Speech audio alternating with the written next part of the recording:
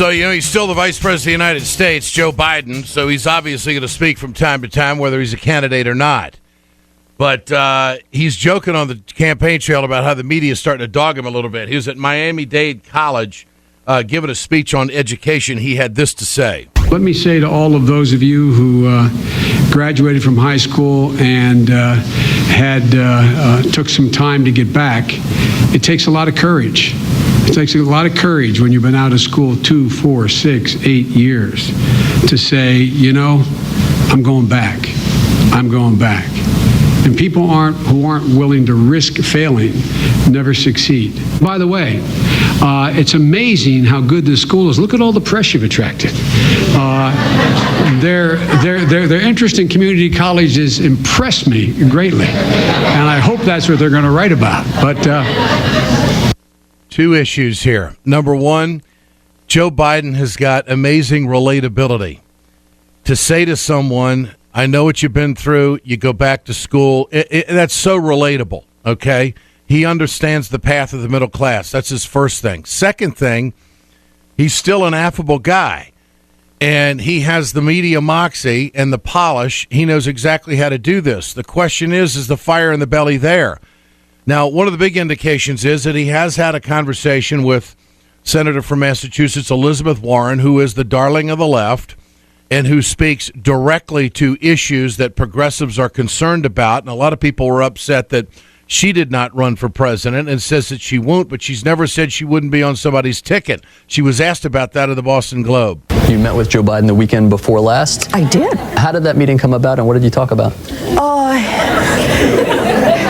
He called. He called you personally? He did.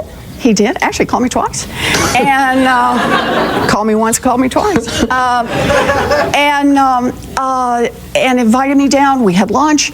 And we talked about policy. We talked about what's happening to America's middle class.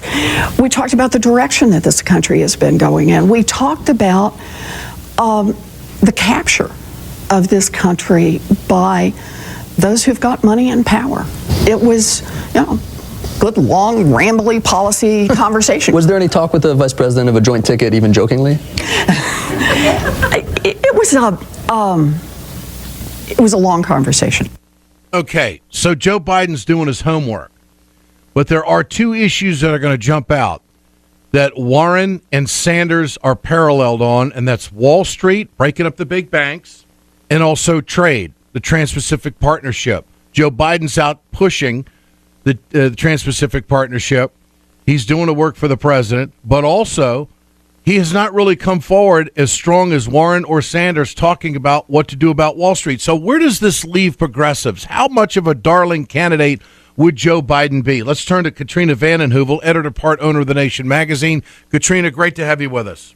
Hey, thank you, Ed. Listen, I think all of what you said makes sense. Joe Biden is a guy you can relate to. He's had a relationship with the middle class in this country. A lot of people naturally feel enormous sympathy for Biden's loss of his son, Beau, a few months ago.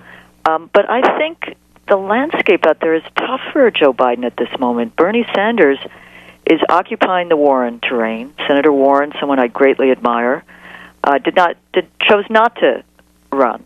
Bernie's there. The surge is clear, not only in the crowds but in the polls in New Hampshire and Iowa.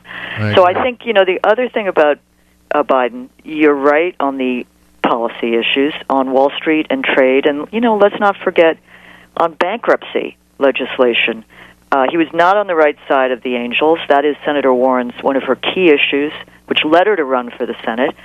And you also have his leading the very tough crime bill in the 90s, which will come up if he enters. And finally, in conversations with some people around the White House, there are these logistical problems, Ed. I mean, how he would run as vice president, not 2012, is a serious issue in terms of money, time, and pulling it together. So I just think on the issues, not to be too wonky, space isn't really there for him now unless Hillary Clinton truly falters.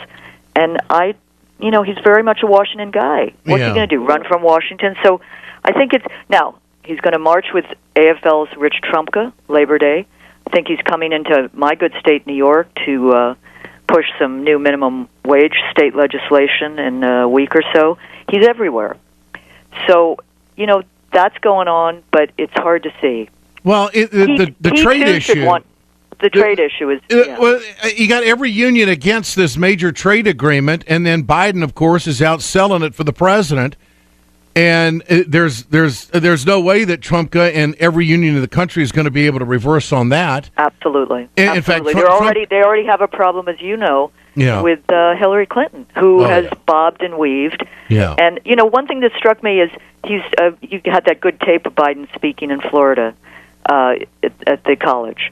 Is he for debt-free higher ed, for tuition-free? Great question. I think it's a remarkable moment that the email obsession has obscured, that you got three of the top Democratic candidates coming out with really terrific plans. Yeah. And that took movement energy, that took those candidates looking out at this political landscape, Bernie Sanders prodding and pushing, but Hillary also, good plan. So I think I think Biden would have to do a lot of catch-up. I think he's there, let's be honest. Our media, Ed, continues to treat Bernie Sanders as he can't be treated as marginal, Ed. He's getting all these crowds, but he's either treated, which drives me berserk, as the false equivalence of Donald Trump on the Democratic side. I mean, I think Donald Trump is a farce, not a force, and I think Bernie's a force. Someone with ideas. Populism has always had a volatile history, reaction, or reform. Bernie's like, the new coming of Roosevelt. And this idea that he's this wild-eyed socialist has made people say, oh, my God, what if Hillary really falters? Who's going to be standing there? Well, that's the thing. What's going on. That you packed so much into that soundbite, into that answer and response, Katrina.